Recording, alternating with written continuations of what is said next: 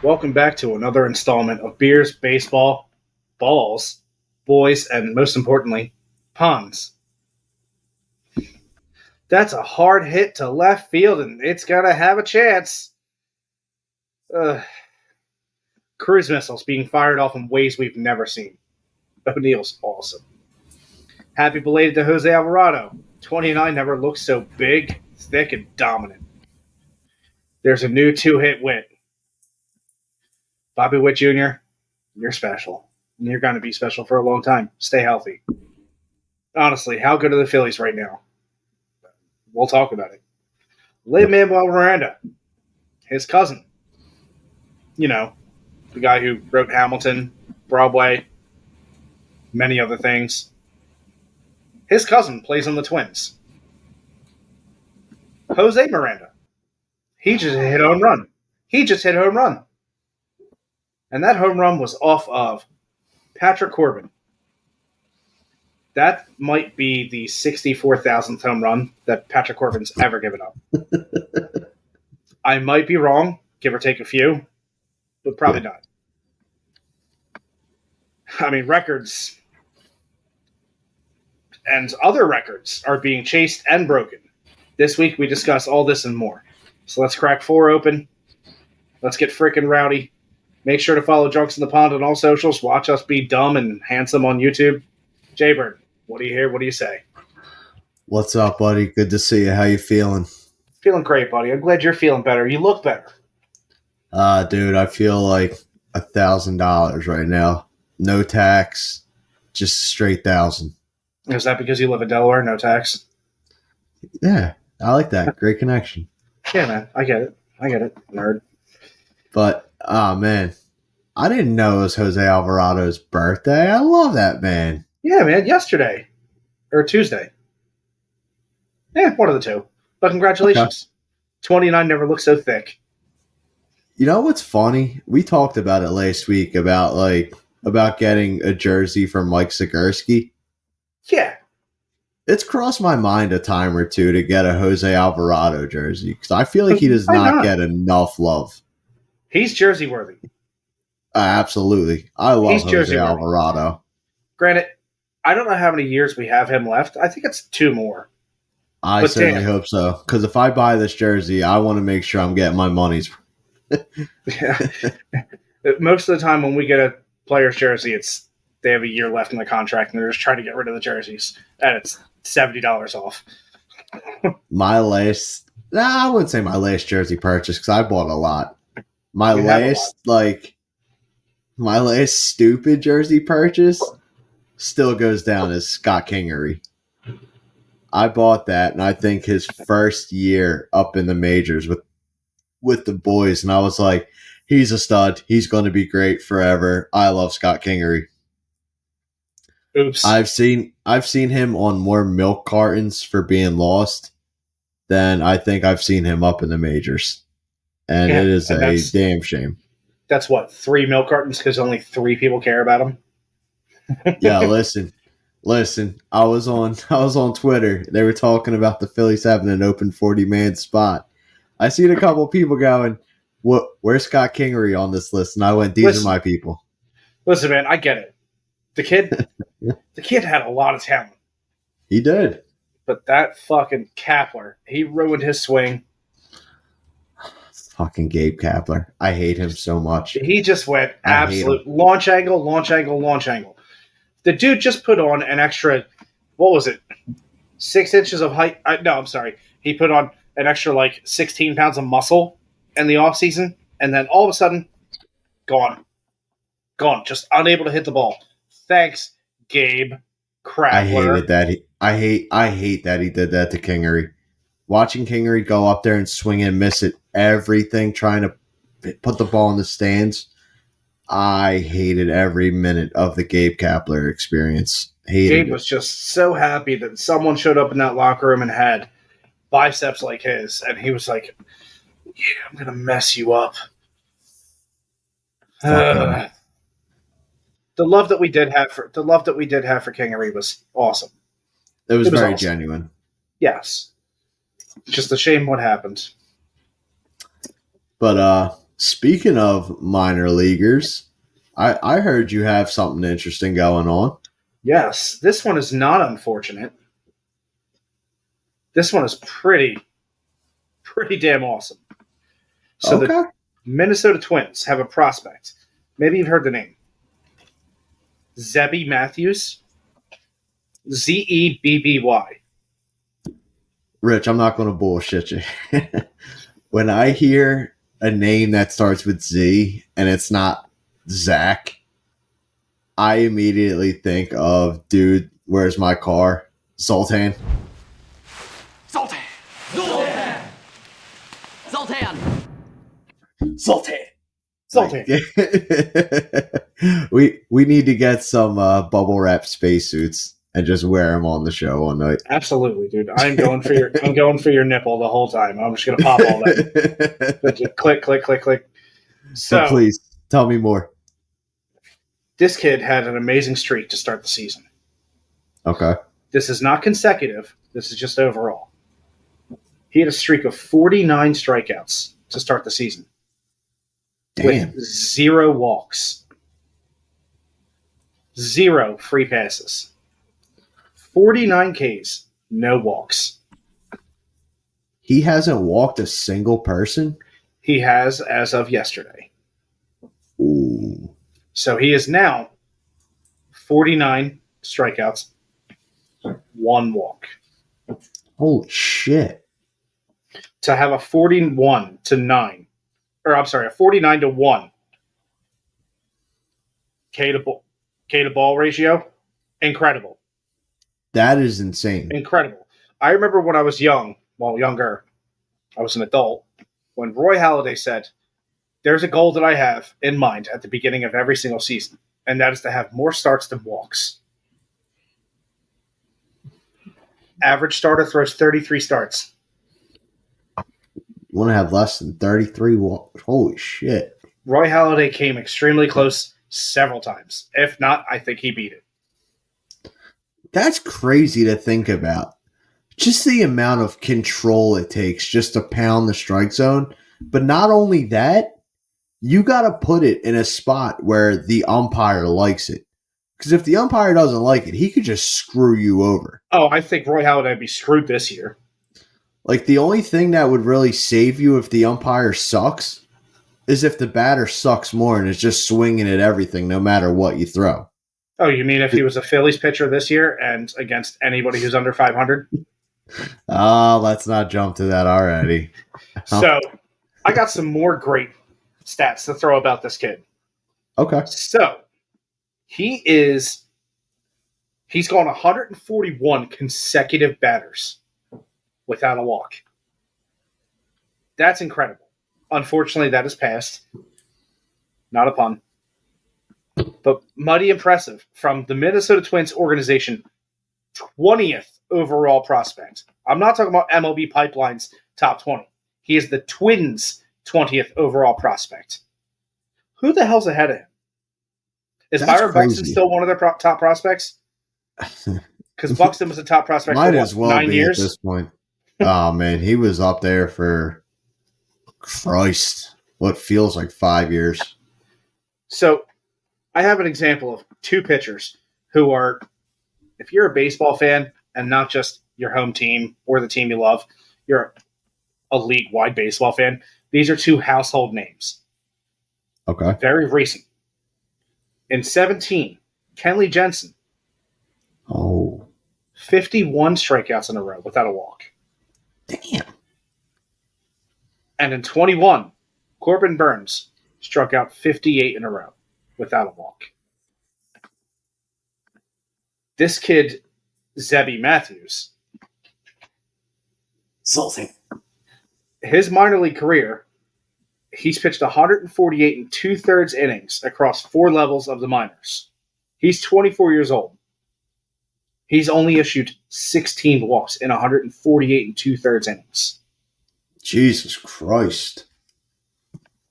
Dude, 30 more innings, and he has a major league ace level innings pitched. Like if he hits 190 in the majors, if he hits 180 in the majors, you're considered an amazing pitcher now. Yeah. For one season, if you hit 180 innings, granted, he's done this over 4 levels of the minors. He's young. He's 24. Yeah, he's got a whole career. But 16 walks. That's incredible. That's genuinely insane. And put it this way, when I was doing research on this, Kenley Jensen and Corbin Burns were the only 2 names that I could find of pitchers that we've actually seen pitch since we've been alive do something like that. Yeah. It's incredible. Like, granted, we know old timers, we know names of many players throughout the years, but holy hell. 2 players in our lifetimes, and they've both been within the past almost 7 years. Yeah. It's incredible. Like, that is just an insane stat to have. 49 strikeouts to 1 walk. And I mean, just to bring the point back up, you have to be pounding the strike zone every time you go out. And clearly he's not throwing complete games, or I don't think he's throwing complete games. Most likely it's the minor leagues. He's probably not. So 49 strikeouts total, not in a row, because that would be just That'd be insane. genuine. That'd be fucking nuts. No one will ever beat that. That's an unbeatable record. I almost wonder how many full counts he's gotten himself into. That's Greg Maddox numbers right there. I was going to say, because I remember years ago seeing a stat for Greg Maddox saying, like, Greg Maddox has had this many 3-2 counts. Less than, like, 300 in his career. Yeah, and he's only had, like, less than, or like 19 walks, I think. I forget what the stat was. When it was a full count? Something like that, yeah. Yeah, it was something along those lines. Yeah, but also, let's not forget, Greg Maddox is, and quite possibly should go down, in many people's opinions, as the greatest pitcher ever.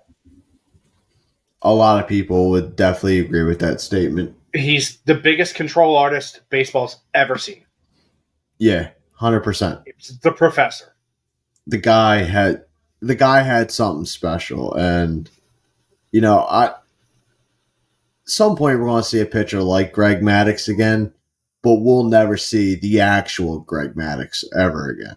It's not with the same numbers and stats, but it's also because you're also not making the majors if you're tossing 91. No. Unless you're a submariner. I mean, I can give you someone who's hitting 91 and having a hell of a year. How old is that? He's hit 92. I believe, follow me on this, I think he's 28. I think. Okay, yeah, he is 28. I'm right. Okay. I would like to tell you about Mr. Ranger Suarez. Oh, yes. If you had to guess, now this is off Baseball Savant, mind you, so follow me on this. If you had to guess what his average mile per hour fastball is, what would you say? Let's say 92.4. Right there. He's at 92 miles an hour. Mm-hmm.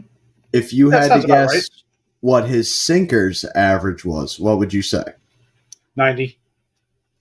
91. Okay. All right. Now, for those of you who do not know, Ranger Suarez is currently 9-0 with a 1.36 ERA in 10 games. He's got 1 shutout. He has 68 strikeouts so far this year. Now, I want to smack you with some knowledge. Ooh. Ranger Suarez is the first pitcher in 58 years to have a 9-0 start and a 1.36 ERA. the last Phillies pitcher to dominate at this high of a level? Oh, let me guess. Go ahead. Pass. Over 100 years ago, Grover Cleveland Alexander. My great grandpa voted for him. Per Optastats, 4 major league pitchers have had a whip of 0.72 in their first 8 starts, with their team winning all 8 games. The other 3 pitchers are from the dead ball era. We're talking Christy Mathewson in 1901, Addie Joss in 1907, and Mordecai Three Finger Brown in 1908. Didn't that guy rob a train? Probably. With 3 Sounds about fingers, I'd find it a little hard, but you never know. He can hold a gun. So it's been 116 years, and Ranger Suarez just put his name on that list. It's insane. We do not give Ranger Suarez enough credit. Like, I saw something, MLB's power rankings of best pitchers, and they had Shota Imanaga in first, and I get it. Imanaga's having a great year. The dude is absolutely killing it for the Cubs. He's also so much fun to watch. He is fun to watch, and there's a reason that they're calling him the professor as well, because the dude's out here. He's having a great year. Ranger Suarez is doing something that we have not seen in over a century. Yeah. A century.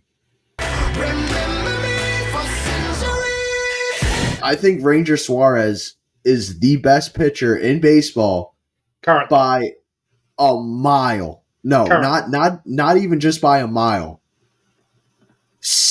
100 miles. Oh. The dude is on another level. You could have said by 92 miles. That would have been funnier. By 92 miles, Ranger Suarez is the best pitcher in baseball. Dude, I'll fight anyone on that. It's hard to argue. Do I think that Shota Imanaga shouldn't be considered number 1? No. Do I think that Ranger shouldn't be considered number 1? No. Like, this is one of those rare occurrences where I'm going to say a 1A and 1B. Because I would agree with a 1A, 1B. They're both better than everyone. By a lot. Yeah. Like, no one else in the league is close. Like, it's insane. The funny thing to me is, before Shota came over, everyone talked about, like, the dude gets rocked. He gives up the long ball. Like, this is what he does. His fastball, his worst pitch. People hit the shit out of it. He comes over here, and no one can hit his fastball. The dude's given up, I think, maybe 3 or 4 home runs all year. That number's probably a little low. That number's probably high. But that's insane. They preached. They were like, Yoshinobu Yamamoto is the greatest pitcher of all time, and Shota Imanaga is not even like top 10 in Japan. They come over here, Imanaga's arguably one of the best pitchers in the league, and Yamamoto isn't even cracking the top 10 power rankings. Like, this is where we're at right now. For Asian-born pitchers, since Nomo, I don't think we've seen anybody pitch as well as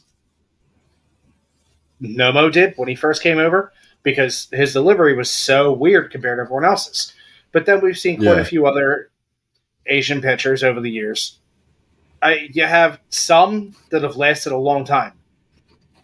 I mean, shit, how long has what's his face? Padres, Yu Darvish. How long has he lasted? He's got to be the longest.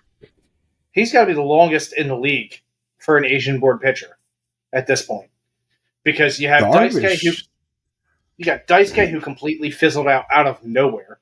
Did he get hurt and just disappear, or was it more along the lines of like Yeah, I stink now. So just to go back to Darvish real quick, Darvish came over in 2012.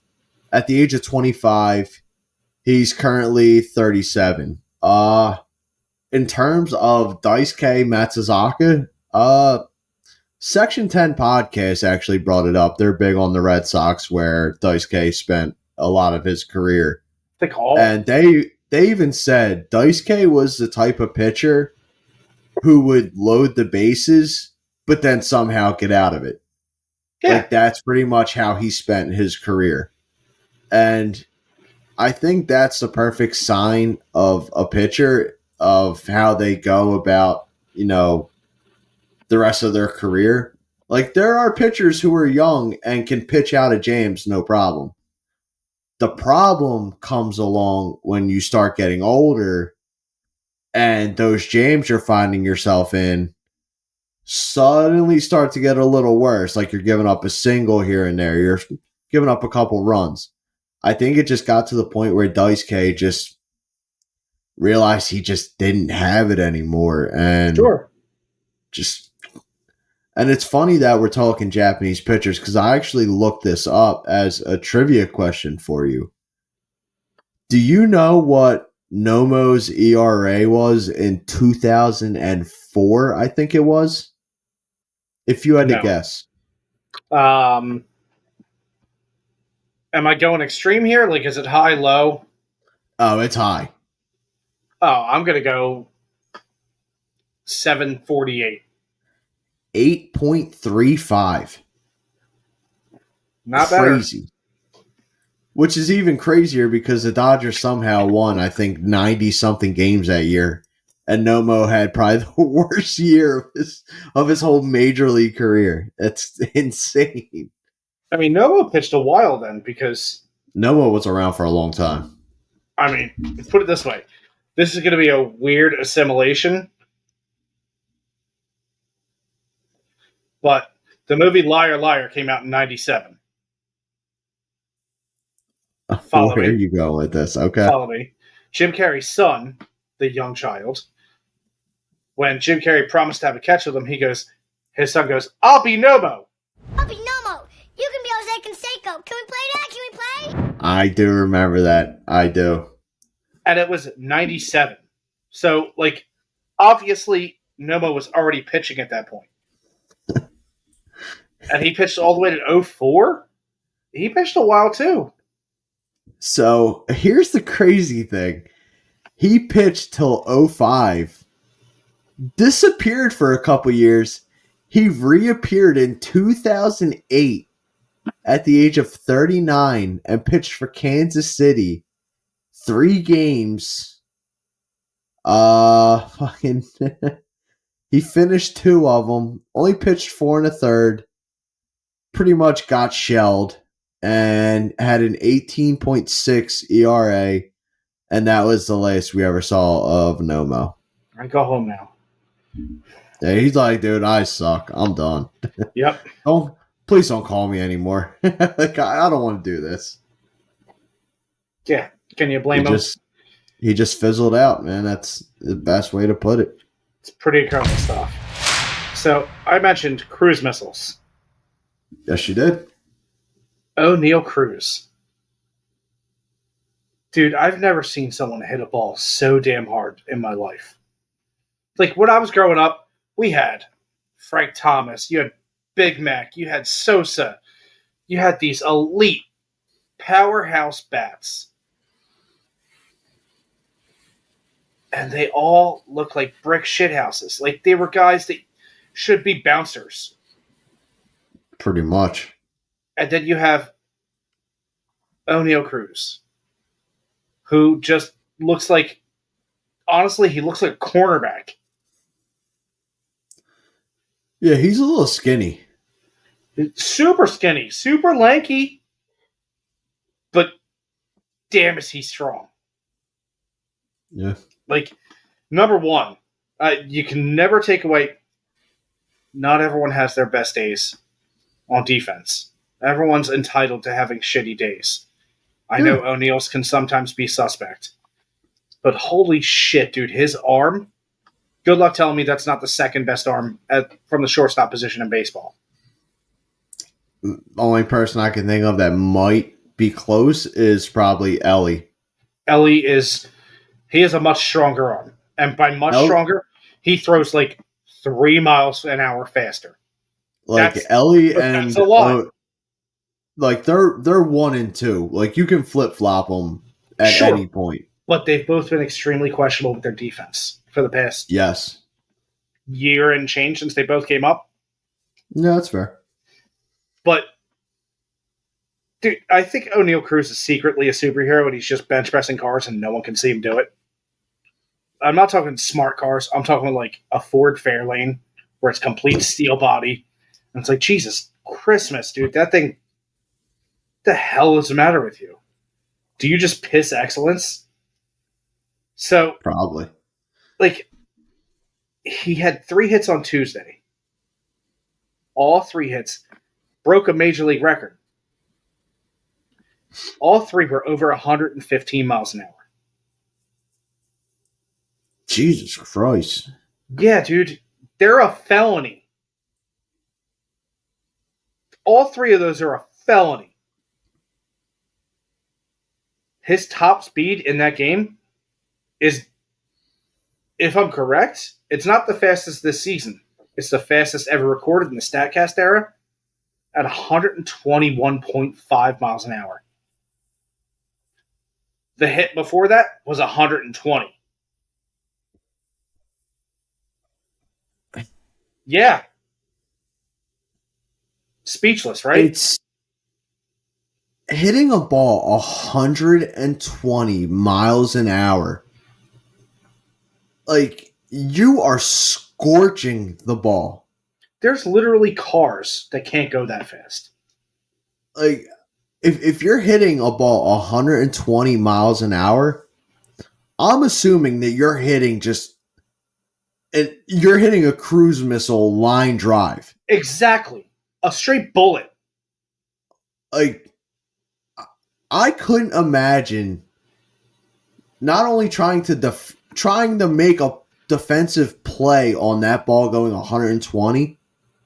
I couldn't imagine even less. He bats lefty, right? Yeah.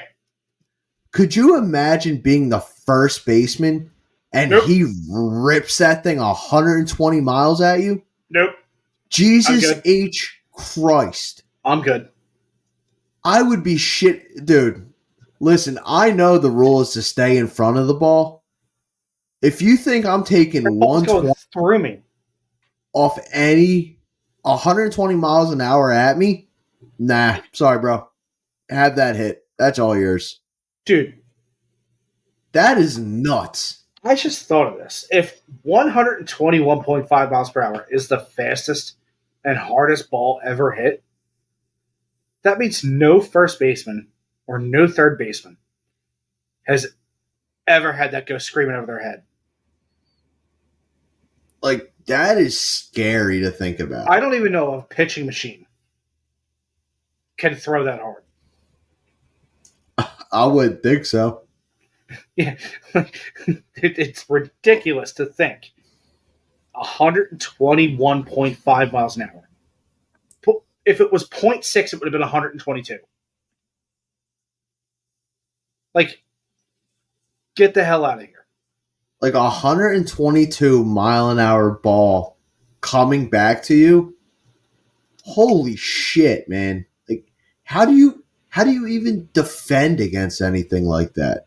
You don't, dude. It's going through your glove. It's going through your damn body if you miss it. Ow, my spleen. My spleen! Now what? It didn't work. Hit him with the Kenny G. Like, dude. And God forbid that ball takes a bad hop. Oh my God. Oh my God. Imagine if it's a wet game and it just clips the edge of the grass and all of a sudden that comes up and hits you in the chin. Your season's over. Your jaw's broken. Yeah. You're getting your jaw wired. You're done. Granted, it hit the ground and deflected and changed speed. But you're still getting hit with 90 miles an hour in the fucking mouth. If that ball is going, if that ball was hit 120 and it lost 30 miles an hour off the bounce, that's crazy. That ball's still going over 100. There's no doubt about that. I'm not a physicist. Never I'm claimed not to be. fucking Oppenheimer either. I'm just saying a ball losing 30 miles an hour off a bounce sounds nuts. But either way, it's still 90 miles an hour. Kyle Hendricks' fastball is only 86. Can't believe he's still going. Nah, he actually just got demoted. No, Woo! I'm sorry. No, not demoted. I fucked that up. He got sent to the bullpen. So demoted, but still have to see everyone at work. I think Kyle Hendricks knows he's at the point where his stuff just. It's got to be welcomed at this point. He's just going to be a mentor because they have a lot of young arms. Yeah, he's got to be there strictly for. Is he the last? Support. Is he the last sole remaining person from the championship? I think so. I think he's the last piece. He has to be. Yeah. I guess, is David Ross still coach for them? No. No? Yeah, so that's got to be Kyle Hendricks. Dude, I just found out today. Speaking of a random player who's a coach. Not that David Ross isn't, because he's been coaching for a few years now. Pat Burrell's a coach for the Giants. Yeah. Did not notice that. I went to a game and watched the Giants lose to the Phillies. Which, who hasn't watched someone lose to the Phillies this year? Yeah. It's a great point. Yeah, which brings us to our next point. The Phillies. We got to talk about them. We got to talk about them. Dude, Rep 'em. every day I'm repping something intentionally. Whether it's under my work shirt at work or my hat, always my hat. You just gotta. I'm not changing it up now. I'm not superstitious. I'm just a little stitious. I'm not superstitious, but I am a little stitious. I mean, it's completely fair. The Phillies are doing something we have never seen before in their whole franchise history. No. This team is 36. 37. 37, I'm sorry. 37 and 14. 51 games. You're 37 and 14. If I remember correctly, and I think I jotted this note down, their run differential, It's insane. I believe, is plus 93. That's insane. Yo, did you know that every team in the AL West has a negative run differential? That's crazy. Yes, they do. It's -4 for Seattle, -7 for Texas. You're welcome, Texas. -8 for Houston, -59 for Oakland, and -28 for the Angels. Which, by the way, the Angels are in last place in the West.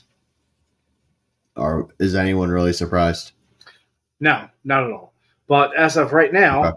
the Phillies' run differential is +93. No one else is close. Actually, I take that back. The closest to the Yankees at +84. Yeah, they're right there, but you're still nothing like the Phillies. Well, the White Sox are -107. I actually had that written down too. Ew. And they're officially back as the worst team in all of baseball because the Marlins decided to win a couple. So, Yeah. Welcome back to the cellar, White Sox. Congratulations. Well, the Rockies are sitting at a cool 16 and 33. The White Sox are sitting at 15 and 35. The Rockies actually just got walked off today They did. by Oakland. How ironic. You guys are just Can't believe fighting to be shit. Dude, it was actually a solid game too. I watched a little bit of Dude, it. 10-9? Dude, it was 4-1 at one point. The Rockies had it. And then all of a sudden I turn it on and Daz Cameron, the son of Mike Cameron, puts one in like left center field. I'm like, holy shit. I'm like, he tied it. And the next thing I know, I look and it's 9-9. I'm like, oh my God. I'm like, Oakland's like, dude, we cannot lose this game. Like, by all means, we have to win this. It's impressive. It is. It's very impressive. But yeah, Phillies are a horse right now. The funny thing is they lost their last loss. I was like, is this it? Is this the one? Is this the one that does them over? Nope. Phillies come right back out. They're like, yeah, I mean, we're going to lose one here and there, but yeah, we're going to keep winning. Like, it's but cool. not today. Yeah, 9-1 in their last 10. They are doing something that is just, it's insane. So this is one of the main reasons right here. Runs scored in the first inning in 2024. The Phillies have 43. How many games have we played this year? If my math is correct, 51. We've scored 43 first inning runs. That's pretty damn good. Crazy. But imagine, there's a couple, 2-3 innings in there, 2-3 inning run, or 2-3 run innings. We have 43. The next closest is San Diego. Ooh, with 38. They're actually not that far behind. I thought there would be a big gap. You would think. The Yankees, second best record in baseball currently, have 34. Guess who else has 34? Can I get a hint whether they're a good club or a bad club? As it currently stands? They're bad. I want to go crazy. I want to go a little nuts here. Give me the New York Mets. No. Ooh. Can I get a National League, American League? National League, they're in our division. I'll just make it that easier. Just they're in our think bad division. team. Yep. Oh man. Well, I mean, now that I know, it's fucking Miami. Yep. Dollar in the jar. You got me on that. The funny thing is, speaking of Miami and first inning runs, did you see the Miami Dodgers game? Greg Amsinger, before the game, like this was like a second before first pitch. He's like, I'm calling it now. Yamamoto no hits the Marlins. Preaching it. He's like, it's going to be a no hitter. I guarantee it. No worries. First pitch from Yamamoto to Jazz Chisholm, and Chisholm smokes it to the right field bleachers, and everyone's looking at him saying, like, what a douche canoe, dude. Like, who says that shit? Dude, I'm going to tell you right now. Like, come on. I'm going to tell you right now. Jazz is the only bright spot on that team. Pretty much. Like, there ain't no one else. I mean, I love Jazz.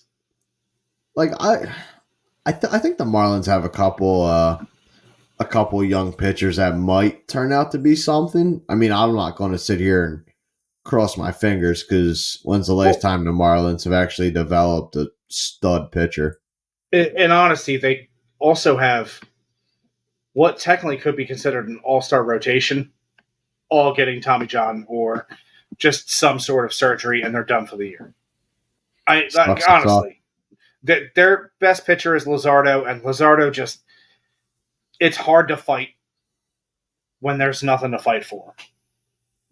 Dude, you have no help. Like, none at all. So, I was just talking about first inning runs. Yeah. What's the team that's bitching the most about our record? God, I don't want to give these douchebags at the time of day. But I'm going to tell you right now, one of the main reasons the Phillies are doing as well as they are is because they're getting ahead early.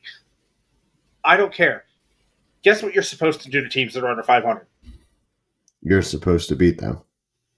Yes. And what do you do in the best way possible to win? You get ahead early, and then your pitching shuts it down. Yeah. It's usually how it goes. Atlanta, Baltimore, Cleveland, Colorado, and Minnesota all have 23 first inning runs so far this year. Let me tell you who has the least. The Nationals. Oakland has one more than them. Can you guess what Oakland's first inning runs are for the season? All right, let me start off by saying this. I'm genuinely surprised the White Sox are not dead last. White Sox have 19. They're tied with Pittsburgh and Toronto. Okay. All right, since Oakland's the worst, the White Sox have 19. I'm going to guess Oakland's sitting somewhere at like, I'm going to say 11. Bingo, bongo, bango. Let's go. What a grab. Washington is sitting at 10. Didn't Washington take 2 of 3 from Atlanta? They did. So, by default, Washington's better than Atlanta. I said it. You guys can eat all of the dicks. So, to jump back on the beating bad teams, to the Braves fans that cry about us only playing bad teams, I would just like to remind them we all have to play every team. The Phillies are doing it right now, and they're beating the bad teams. Is it fun to watch? Absolutely. Are the Phillies going to have to play the good teams? Yes. Will the Braves get to play the bad teams? Yes. Strength of schedule does not fucking matter unless you're talking about who they play at what point. Now, here's the thing. Did anyone expect the Rangers to suck this bad out of the gate? No. We probably all expected them to be, Solid. a good team. Well, they've had several injuries to the rotation. Yeah, all right. They've been hampered by injuries, no problem. Seager's not Seager. They walked into Philly at, I think they were 500. Yep. Philly put them over their knee, slapped their ass, kicked them out of town with a broom, and now the Rangers are under 500. So, okay, you can talk about that. The Phillies didn't make their fucking schedule. Like, it's not like, okay, give us all the bad teams first, and then we'll play a couple teams here and there that are good. No, we didn't make the fucking schedule. Everyone says, you got to beat the bad teams, you got to beat the bad teams. Okay, we beat the bad teams, and now those same people are sitting here like, well, all they play are bad teams. Who fucking cares? You're going to play the same teams that we are. We have just about the same schedule, except we played the teams at different times. We're not going to play the White Sox the same time you're playing the White Sox. It doesn't work like that. And I'm sorry, but you want to preach that we only beat bad teams. Guess what? You can't beat bad teams. How many times have the Braves been fucking beaten by a team that's so far under 500? They're in a hole. Like, come on. And don't give me this, well, Spencer Strider's hurt. Okay, you still have Max Fried. You still have this rotation that you guys preached was top 5 in baseball. Stop with this shit, man. I'm tired of the Braves fans crying. Well, they have an easy schedule. So do you. You're going to go and play bad teams too. And then when you start beating up bad teams and picking up ground on the Phillies fans are just going to be like, well, you're only playing under 500 teams. And then the Braves fans are going to come right back. Well, we didn't make the schedule. We're just playing the games. Yeah, shut the fuck up, dude. Seriously, this shit's getting old. So, Jeff Passan. We all know Jeff Passan. Lol. He's a fantastic, fantastic sports writer. Huge fan. I love him. Literally a few hours ago, the Philadelphia Phillies just finished a sweep of the defending World Series champion Texas Rangers. Philadelphia has won 29 of its last 35 games and is 37-14 on the season. It doesn't really matter what your opponent's records are if you're emasculating them every single day. My man Paisan. Love him. Just showed up and literally said, "Dicks out, boys." That's all. That's what you're supposed to do as a baseball team. You're supposed to want to show up to the stadium and be like, let's kick the shit out of these boys. And that is what the Phillies are doing. So, listen, there's one other team that's playing extremely well, and that's the Yankees. Yes. Their owner, the Steinbrenners, Lil Hal, is just showing how out of touch he is with this game, but also why a billionaire should just shut the fuck up. You're not the reason people care about this game. You're not. You're a dick. Hal Steinbrenner is claiming payrolls where they aren't sustainable for the Yankees. For the Yankees. Their $300+ million payroll shouldn't be that high to win a championship. Did you win a championship yet? Yeah, it's a funny thing to say. Have you won one since Not 09? since 09, nope. Yeah. Did Hal just admit Soto might be off the table for a long-term extension? So I'll say this. I give Steinbrenner a little bit of credit because of I like when owners are transparent about what's going on behind closed doors. I do like the fact that he's being like, listen, when this happens, don't be surprised because we're telling you this now. Like, we're telling you what's going on. So props for being transparent with the fan base and letting them know. On terms of salary, I mean, outside of Judge, Cole, and Stanton, outside of those players, I really don't know how many big contracts they have on the books. Unless it's something insane, I can't see money really being an issue for getting Soto back. I mean, how much will be deferred? Yeah, I mean, they could just do what the Dodgers did and just defer the money to the back end of the contract when Stanton's off the books, Cole's probably off the books. Yeah, but something also tells me that Soto's, I think he's a dick. So I think he's going to want all his money. It's his money and he needs it now. I can definitely see Soto being the type to be like, I'm not deferring money. Like, I've worked hard for the player I am. I want my money, which is fair. He's a generational ball player. Hard to disagree. I hate him with a passion. I can't stand that Soto shuffle stare in the box. I do hate the shuffle. And the funny thing is that someone once said, like, you would love it if it was your team. No. If Soto did that in Philly, I would absolutely fucking hate it. It's aggressive. And I don't like that type of aggression. That type of aggression is the fight me now aggression compared to the competitive aggression. So let me ask you this on the topic of the Yankees. What do you hate more, the Soto shuffle or Nestor Cortez's windup? If I never saw either again, I'd be happy. But which one is the lesser of two evils to you? I think Soto's the lesser.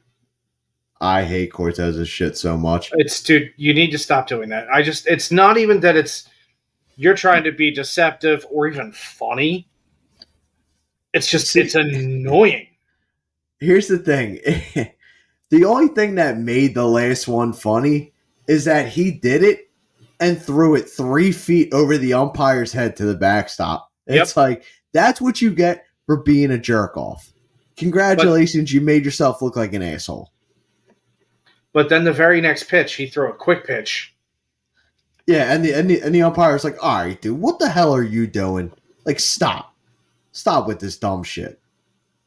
And rightfully so, because I'm not a Yankees fan, obviously, but goddamn, dude, I'll take the Soto shuffle over whatever Nestor Cortez is doing, because that dude, I will too. I will too. that dude just pisses me off. I think it's just absolutely an embarrassment. Sure, it works. It's because you're just doing something different that no other pitcher is doing, and you're just messing up the timing. No. Sure, it's allowed, but come on. Yeah, But, I agree. Back to the Steinbrenner thing. Like, I agree. Transparency is nice. It's nice to hear that from someone who has enough money to collapse a city. Yeah. Why doesn't he just, if he's so worried about money, why doesn't he sell off some of the shares of the Yankees, make some money, and then not bitch about his salary? Because that's all it's about, is his bottom line. I mean, there's a million different ways you could do it, obviously. If you have a billionaire, or you know what, let me even say it, if you have a millionaire bitching, saying that someone else is getting paid too much, or we don't have enough to go around, but yet you're already well off for generations. Shut up. Stop. You don't have any right to say anything about money. You're fine. I agree. The last person I want to hear talk about money is a billionaire or a millionaire at this point. The only thing that really makes sense to me is that after the Shohei Ohtani contract, which is still insane, he got $700 million. It's disgusting. That set the bar so high for talent. I mean, Like Soto most likely getting 500 anyone million. with, which is insane. Oh, absolutely. You're giving him $500 million, and the problem is you're seeing a lot of these teams steering away from long-term contracts, unless you're the Phillies, and the Phillies are just throwing everyone 12 and 13-year deals because Why? you know the Phillies just don't have any other plans at shortstop or first base for the next 12 years. So if you get drafted by the Phillies and you're a first baseman or a shortstop, you might as well just ask for a trade because you're probably just not going to make the lineup. But going back to it, your Cabo boy's gone. I know. But I'll follow that man till the ends of the earth. I'm going to buy a Cabo jersey with whatever team he ends up on. I'm just letting him know. I'm going to call you out if you do. I'm going to call you out if you do. Because if he goes to the Tigers, I'm buying a Cabo jersey because I like the Tigers. That's fine. But I'm going to call you out. Mets, no, you would never do that. Because you flat out said you will never give the A's a penny of your money. I'll never give John Fisher a penny of my money. And what happens if you buy an A's jersey? If John Fisher's dead, then I will buy a jersey. Well, let's ask a few millionaires or billionaires if they can take care of something for us. Well, I'll just buy a Cabo Phillies Florida Complex League jersey and just deal with that. That's fine. But maybe next year you can get a Lakewood. Oh, that'd be cool. But back to the whole situation at hand with the Yankees. It's a tough call because, like I said, teams don't want to hand out these long-term contracts anymore. And if Soto's asking for $500 million, you're looking somewhere in like the maybe 7 or 8 year deal for $500. You're pretty much putting $40 million out every year for this dude. And if this dude comes out and just for some reason starts to suck, holy shit, dude, you got to try and get $40 million off the books at this point. Honestly.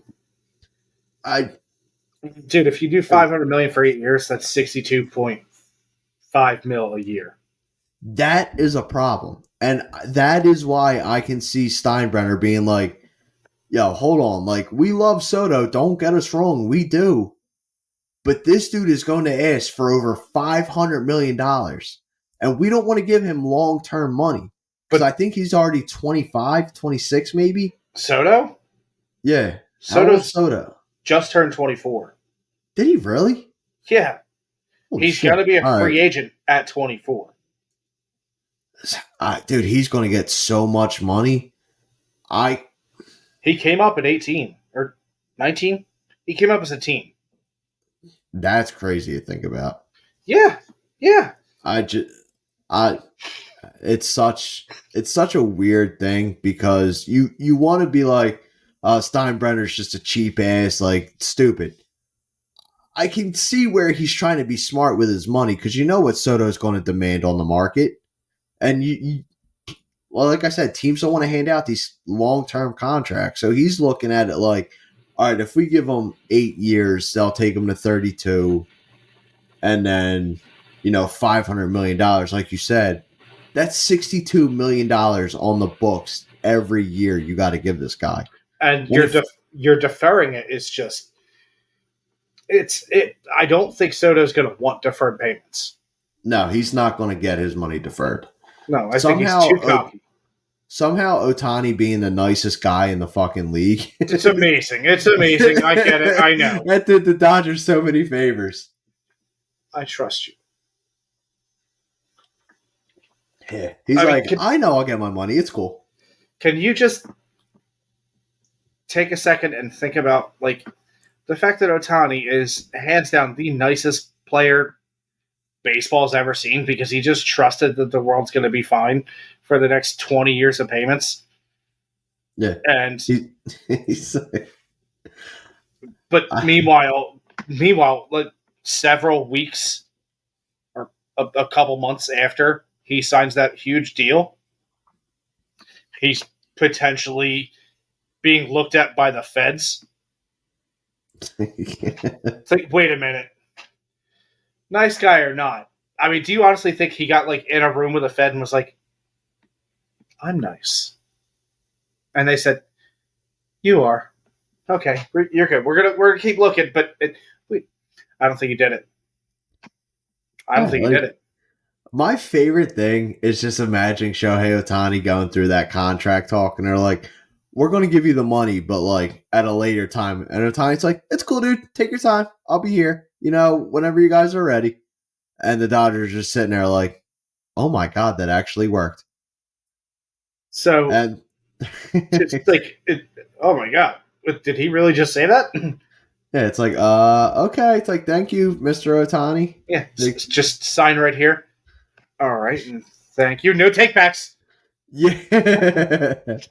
So you asked me a question yesterday or the day before, and I found it really interesting because I really thought about it. You asked me what was a memorable home run by a random player. Oh yeah. And I had to dig through the old brain archives for this one. And Your Rolodex.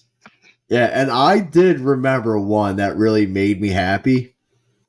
So years ago, the Phillies played the Marlins. This was during the dark days, obviously. And it was a Saturday, went to the game, sat first row. I got a ball from our right fielder at the time, Aaron Altair. Ew. Hold on, it gets better. Sad days. Little did I know that Aaron Altair in that game would hit a grand slam in a complete shellacking of the Marlins 20-1. Oh, it was disgusting.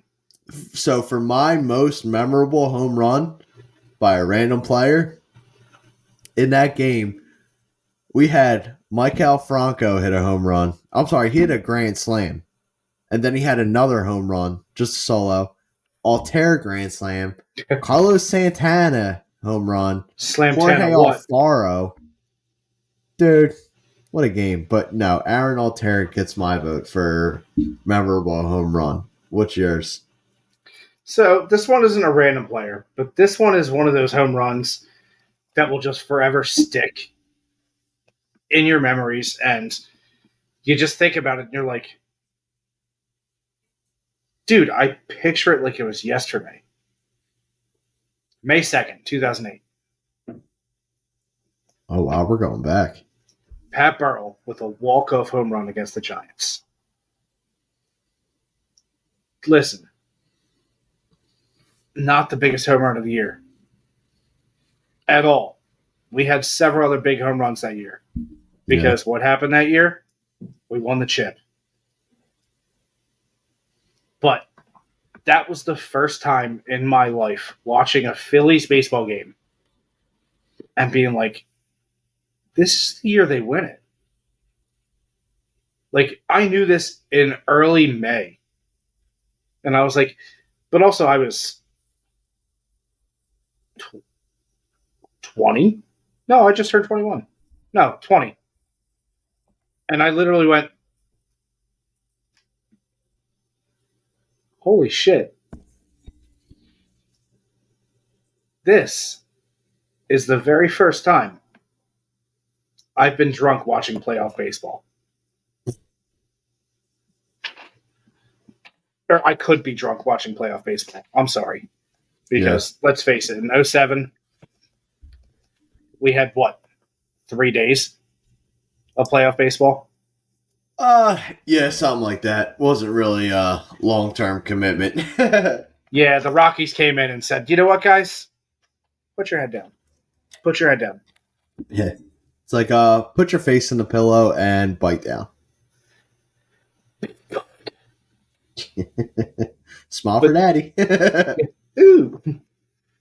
And then you just, that year, you saw something different with that team. Yeah. This is also before,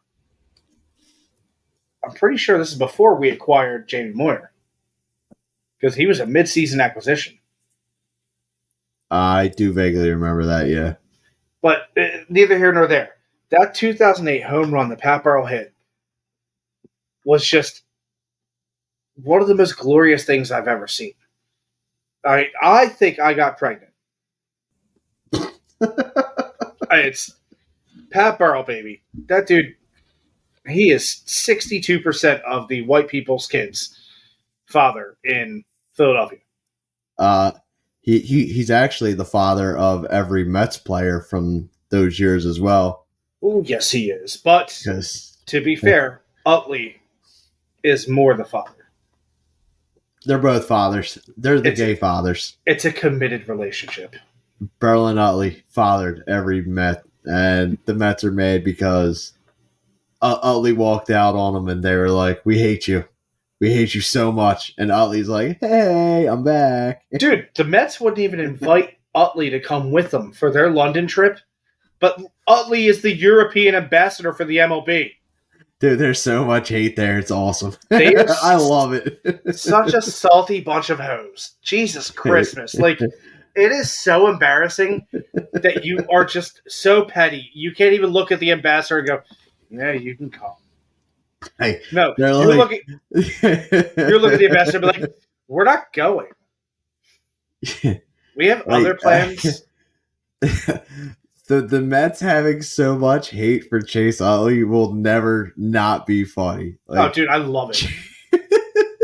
It's so good, dude. It's so fucking great. I think it's one of those things that I can think about just about any given moment in time, and it'll put a smile on my face.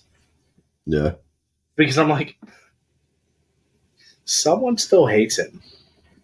And that organization, with new ownership, continues that hate.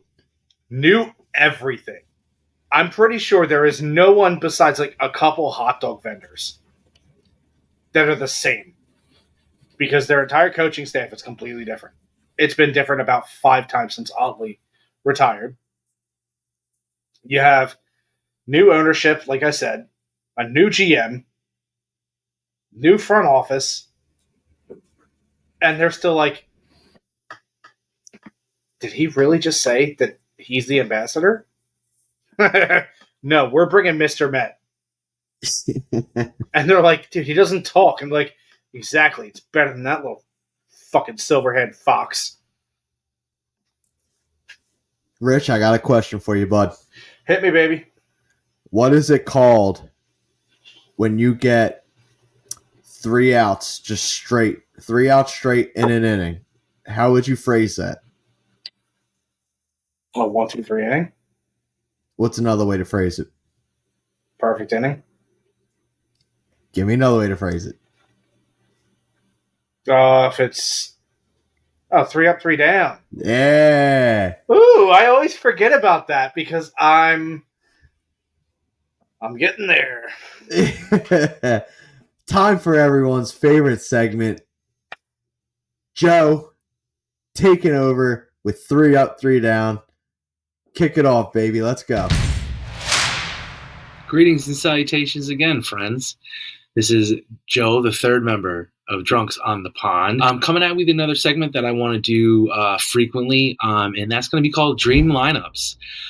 So what I'm going to do is I'm going to take some random topics with baseball players in it, and I'm going to create my own lineup, like my personal lineup. I know that there's going to be a lot of debate on some stuff because I might not go with the obvious guys, just players that I really like, with players from the past, current players, and fictional characters. So the first episode that I want to cover is my fictional lineup of baseball players from movies.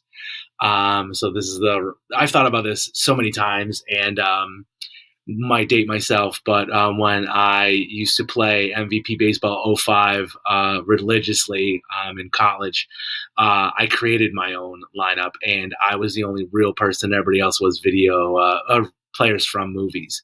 So that being said, I'm going to give you my starting lineup, and I'm going to give you a rotation and a closer.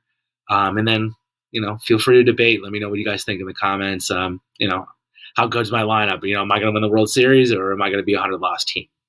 So, that being said, leading off, center fielder from Major League, Willie Mays Hayes.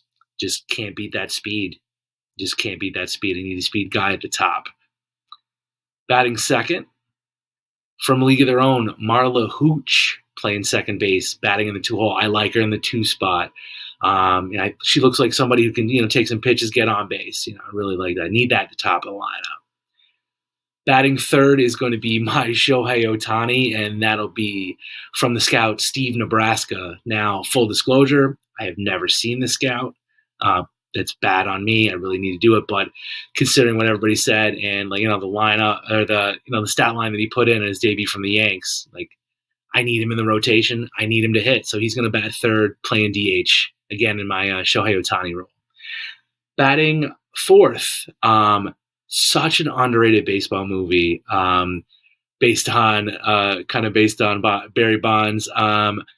When Wesley Snipes played Bobby Rayburn in the movie The Fan with Robert De Niro. My dad and I love this movie. Just love to do the out of the way, Bobby. We see that a lot with Bobby Abreu on the Phillies. But again, power hitter. I had a tough year, moving from Atlanta to San Francisco. But boy's got pop. You need that pop in the fourth. Batting fifth, as long as you don't throw him a curveball, he's going to hit some bombs too. Right fielder, again from Major League, Pedro Serrano is going to be my fifth hitter again in right field. Just as long as he straight ball, he hits very much, but curveball bats are afraid. So I'm going to have to buy him a bunch of Joe Boos to make sure he hits some balls out of the park. Batting sixth, this was a tough one because I kind of wanted to go Luke Collins here from Little Big League, but I'm going to go Stan Ross with Mr. 3000 at first base. And I had 2,999 hits. Spoiler alert. I need that in my lineup. To clean up the guys at the top. So Stan Ross is batting sixth. Batting seventh is, again, for Major League. Very Major League heavy lineup. You can tell I love the movie. But I'm going Jake Taylor. Really also want to go Donnie Henson, but I need that veteran presence in that lineup, and that's something that only Jake Taylor can provide. Need that leader in the clubhouse. Batting eighth at third base. I'm going to shock everybody here. I'm going to go with Ray Mitchell from Angels in the Outfield. Dorn is the obvious choice, as I said before, but he's a defensive liability. I can't have that on my squad. just can't have that on my squad. Mitchell was the only other third baseman that I knew from fictional movies, so he kind of wins by default. So that's Ray Mitchell. And batting ninth, I kind of took some liberties because I swore that he played center field.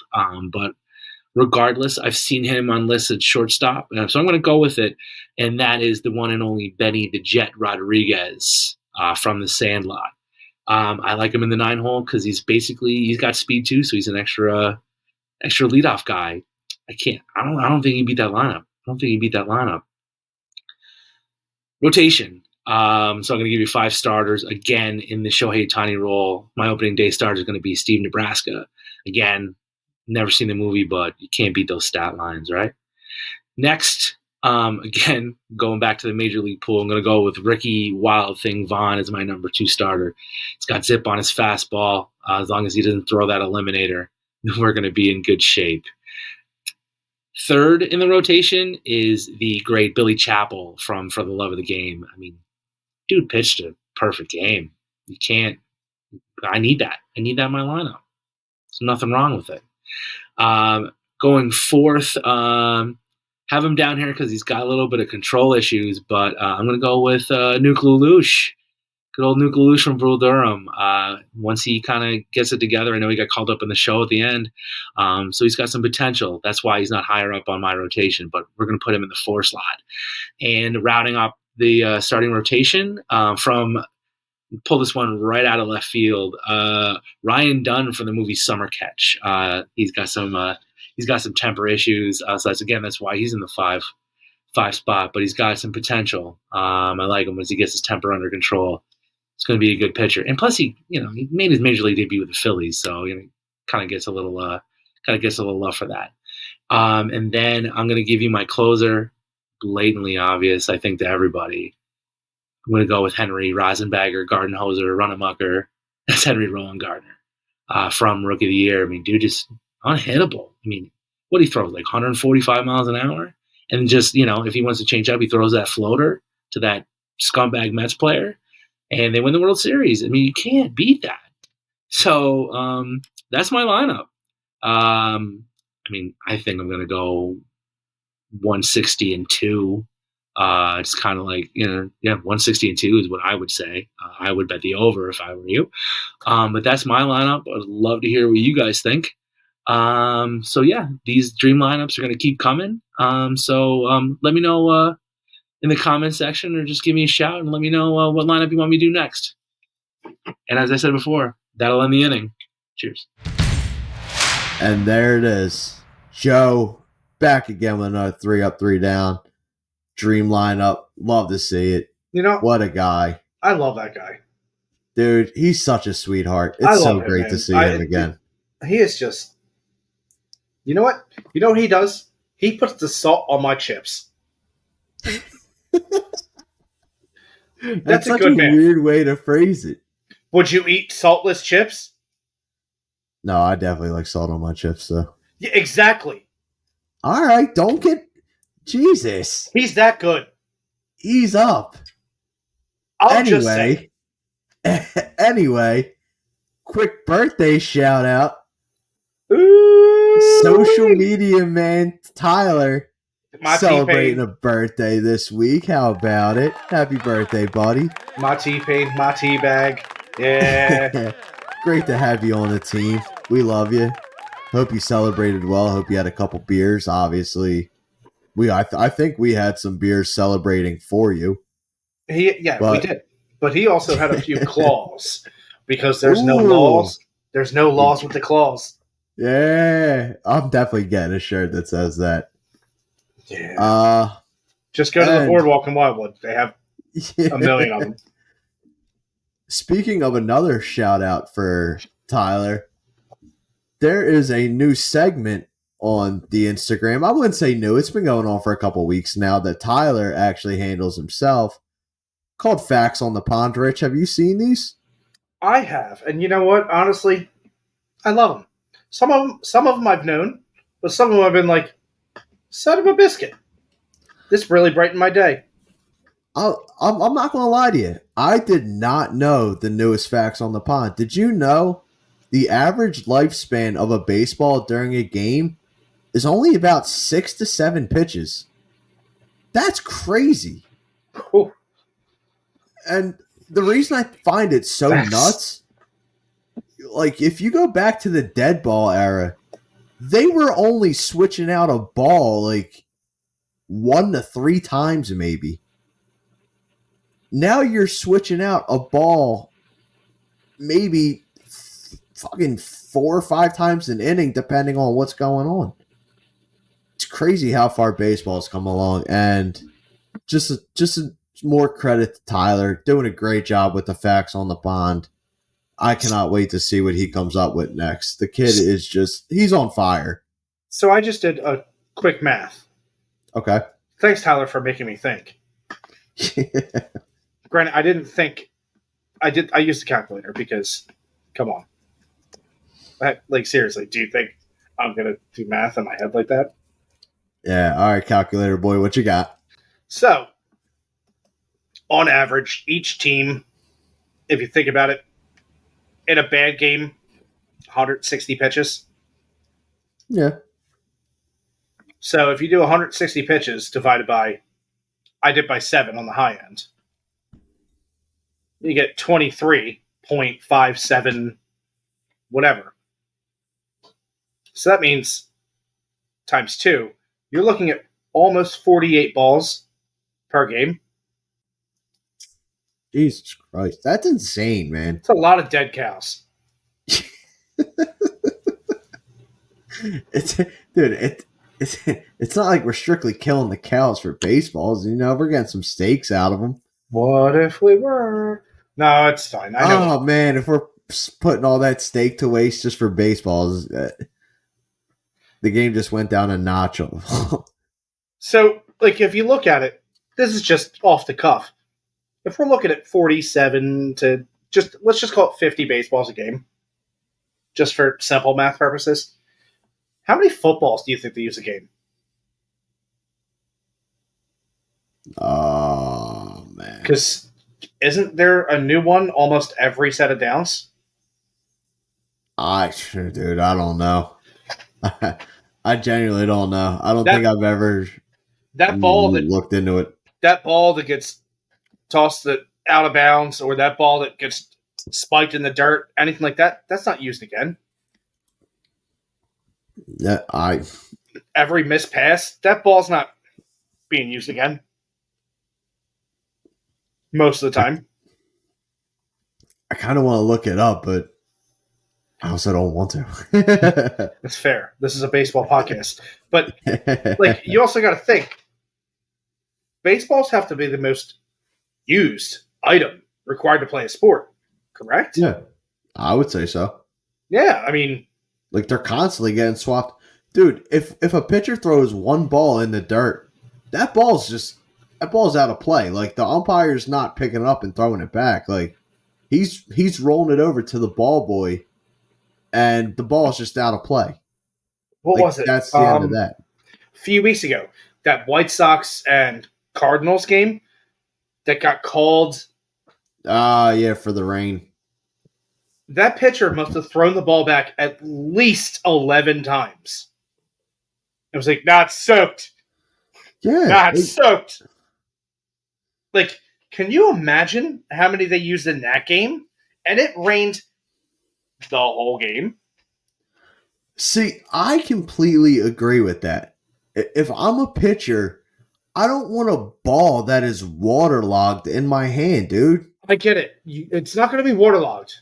It needs to. All right. It's not going to be waterlogged, but you're going to have trouble gripping it. But also, if the ball is waterlogged, you want that ball. Because that ball's breaking a bat. Every time. Yeah, but I get it, dude. Like, as a pitcher, you want a ball that just feels right. You don't. I agree. I've thrown a wet baseball before in a game. It sucks. The worst part about it, that's really hard to fathom, is how do you get a ball to the pitcher not wet? It's a fucking hard thing to do. The ump's not throwing Ellie De La Cruz or O'Neal Cruz fastballs right back to the mound. That ball's getting lobbed super slow, and Henry Rowan Gardner, just let it flow. Just let it flow. Float it. Yeah. Float it. Yeah. Yeah. That ball is getting floated back to the pitcher every single time. In a thunderstorm, you're just watching this ball just get pelted with rain. You're like, motherfucker, man. Like, I can't throw that. Dude, I have a metal bobby pin in my hair. I'm so susceptible to lightning right now. Ugh. I'm wearing metal cleats, but they have rubber bottoms, but the bobby pin's going to kill me. Ugh. It's a rough way to be. Dude, you know what it is? That's baseball, baby. That's baseball. That's baseball. Fucking love this sport, man. Jay, you got anything else, buddy? I do. Rich, this has to do with being drunks on the pond. I know you're going to love this. I know it because I read it and I loved it. On this day in baseball history, May 23rd, in 1926, Hack Wilson, Chicago Cub, also the RBI record with 192, smacks a fifth inning home run off the Wrigley Field scoreboard situated at ground level to start a 14-8 rout of the Braves. Hack Wilson's the first player to hit a ball off the scoreboard, which in 1937 will be moved atop the newly built bleachers, which they obviously did. Mm-hmm. Later that night, Hack Wilson and a few others are arrested at a friend's apartment for drinking beer in violation of the Prohibition Act. That's my boys. Hack Wilson, the original drunk on the pond. Hack, we salute you, buddy. Dude, you got all the props. All the props. And the best part is that was 100% a day game because they didn't have lights in Wrigley yet. Nope. Not in 26. That didn't happen until the late 70s, early 80s. Yeah, just about. So Ooh. Hack and the boys said, yo, chalked up a win. Let's crush some brews. And someone obviously put their hand out the window to signal the cops because they ain't calling them. And the next thing you know, the police are knocking at the door. They're like, oh, shit, we got to pour the beer. Hack said, fuck that. I'm built like a keg. I'll drink this keg. Hey, you guys want a pocket sand? Give it! Pocket sand. Throw it in the cop's faces and run. Hack Wilson, the OG drunk on the pond. Dude, legend. Also, something else happened today. May 23rd, 2024. The Cubs put it on their scoreboard today. I'm very happy you mentioned the Cubs. And this thing. I love it. We're doing a Cubs final thought. I like this. This just happened today. The Cubs put it on their scoreboard. I'm nearly 100% positive this was not a meme. Okay. I saw it, and I looked at it, and I was like, that's a fun fact because it's so damn stupid. Apparently, this is the very first time ever in Cubs history on May 23rd, 2024, that Ian Happ has ever recorded a stolen base on May 23rd, 2024 at Wrigley Field. It's on their scoreboard, and I loved it. And I was like, touche. Touche. I really hope it's real. Speaking on shit that could or could not be real, this was one of the funnier things I've seen. There was a Dodgers game, and in the back of the parking lot, there is a car oh my God. on fire. Like, the car's burning. The organ starts playing. We didn't start the fire. Fucking Billy. Dude, that is epic troll leveling. But I really hope it's true The only reason I think it's really close to being true is because the Dodgers are one of the last teams, along with the Phillies, to still have an organist. I love it though, dude. It is so funny, man. It's so good. So to even mention that, are you going to be upset when we lose our organist, or are you just going to be happy that we just start throwing in some sound effects and music clips? So I'll be honest with you, and you almost definitely know this about me. I'm a sucker for old baseball, man. I'm well aware. Love the old days of baseball. But here's the thing. You are slutty for the old times. But here's the thing. I also hate the old time of baseball because I can't consider it the greatest time of baseball history when half the nation wasn't allowed to fucking play it. Agreed. Or they were allowed to play it, but they weren't allowed to play it with major league players. They had their own league, and that's a whole lost amount of stats and brilliance and just geniusness. That's for another episode, or maybe if people want it, I'll do my own separate thing and just give a backstory on it, or we'll do it together. We'll give a backstory on the Negro Leagues and the whole integration. But to go back to it, I think that there's always an organist. There's always a place for them in baseball. And the fact that you slowly start to see it fading out again, it kind of sucks.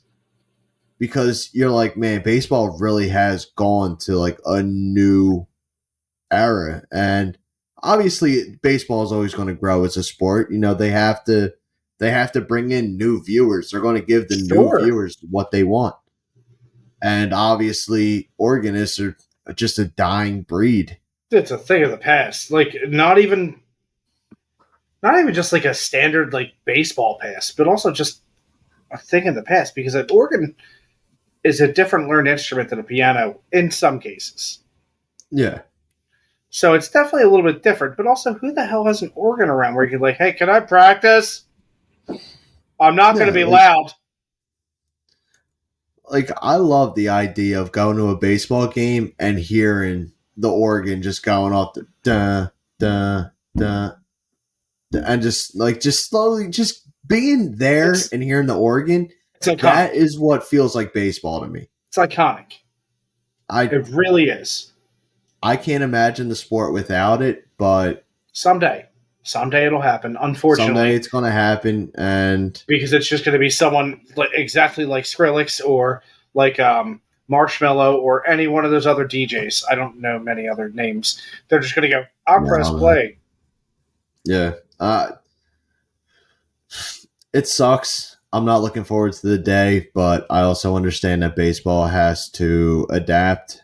So whatever it takes to keep this beautiful game alive. Honestly, I don't even think it's adapt. I truly think it's just because there's not going to be anybody who knows how to play a freaking organ. I think there's a handful, but I just don't think that. But they probably are baseball fans. They're busy with their convent or church. I was going to say, they probably don't give a shit about baseball. I mean, they're probably knocking on your door at 9 a.m. on a Sunday. They're like, have you heard about Jesus? I'll be honest with you, though. Baseball, as people love to say it's unpopular, when the Phillies are winning games, they're selling out weekday 1 o'clock. Did you see the crowd for today? A Thursday 1 o'clock game. Not even a business person special, because I think that's a thing of the past. Yeah, I don't think they do that anymore. Which is a shame, because people like us, we are absolutely businessmen, and we are special. We are businessmen. But they had that place sold out, a Thursday game at 1 o'clock. It was a great crowd, and it was hyped till the very last pitch. Yeah, like Hoffman made it a little scary at the end. Dude, he's been doing that a little bit too much lately. Got to get our boy back on track. So next week, I promise you and I will talk who the potential all-stars for this team should be. But also, why don't we do some way too early predictions for one from every team? Okay. Do you want... All right. Yeah, we can do that. We'll do the league minimum. where there's one from every team. Okay. Now, here's the thing. Do you want to make it easier? We'll split them up. I'll take American League. You take National League. I mean, Or If do we you have- want to... if we have 2 minutes each, we can go through both lists. Okay. It's easy enough to name 30 people. I'll tell you what. You know what I like the idea of? Keeping our long hour and a half podcast episodes, and then maybe through the week just like sprinkling in some other shit and being like, hey, here's our predictions for the All-Star game. And then like a 10-minute segment there. Let's make some people happy. If the people want more, who the hell are we to say no? Let's And give on them that more. note, we love you guys. Jay, I love you. I love As you too, always, buddy. cheers from Drunks on the Pond. Obviously, we'll be back. Let's talk sports next week. And on top of that, let's just have fun again. Z, hit the music. We're out of here.